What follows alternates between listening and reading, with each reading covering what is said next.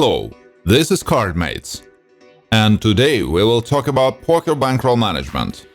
Managing a bankroll carefully is the vital skill for a successful player to learn, no matter at what level you play the game. Here are some pointers on bankroll management, which will help ensure poker is an enjoyable as well as profitable pastime.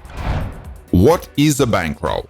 The term bankroll refers to the amount of money you set aside exclusively to play poker. For example, the money you have online at PokerStars.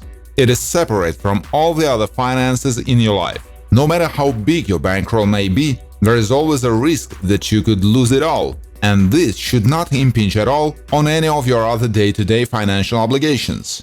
To keep this risk as low as possible, good bankroll management is required. Basic rules of bankroll management. First, never play for more money than you can afford to lose. This is the most important rule. It is always possible to lose money playing poker, even if you play every hand perfectly. Therefore, you should never risk an amount of money that could get you into financial trouble away from the poker table, especially if you are experiencing a downswing. Similarly, you should never put yourself in a position where your entire bankroll is on the table in a single tournament or hand. Only ever sit down with a small fraction of your bankroll at any one time. Second, be aware of your goals. Broadly speaking, poker players fall into three groups, each with different expectations and goals in the game. It is very important that you decide what you want from poker and that you select the right level to achieve your aims. Recreational players are playing mainly for fun and have other sources of income besides poker. If they lose their bankroll, they can fund it with fresh money from their regular source of income.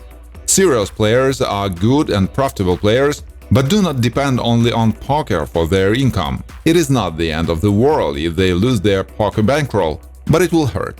Professional players depend on poker as their only source of income. They cannot afford to lose all their bankroll, as this means they would lose their job. Therefore, they must employ the strictest bankroll management techniques.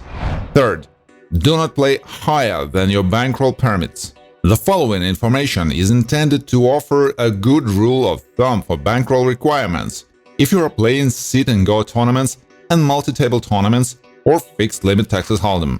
If you are a recreational player, don't risk more than 10% of your bankroll at once. If you have a bankroll of $100, you should not be entering a tournament with a buy-in of more than $10 or sitting at a cash table with more than that amount. For serious and professional players, the bankroll restrictions are even tougher. Sit-and-go tournaments, STTs. If you are a serious player, you should aim to have at least 30 times the tournament buy-in in your bankroll before entering any STT. A professional player will need 100 buy-ins. For example, a serious player could play $20 STTs with a bankroll of $600, but a professional would need $2,000 in his bankroll in order to play $20 STTs. Multi-table tournaments, MTTs. Tournaments offer huge prizes, but also huge swings. You should have at least 50 buy-ins in your bankroll in order to play them as a serious player. A professional will need 200 buy-ins. It is probably best not to play tournaments exclusively. It is safer also to play SNGs or cash games. Fixed Limit Holdem. You should probably have about 300 big bets in your account to sit down at a Fixed Limit Holdem table. For example, in order to play $36 Fixed Limit Holdem, you need a bankroll or at least 1,800 300 by $6 to play safely. Fourth, stay inside your comfort zone.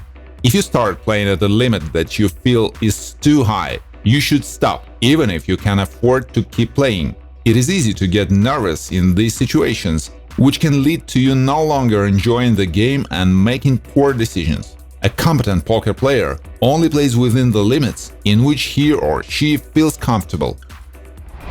For No-Limit Holdem cash games. No-Limit Holdem can be an extremely volatile game to play, so you must make sure you have a big enough bankroll for the stakes you want to play.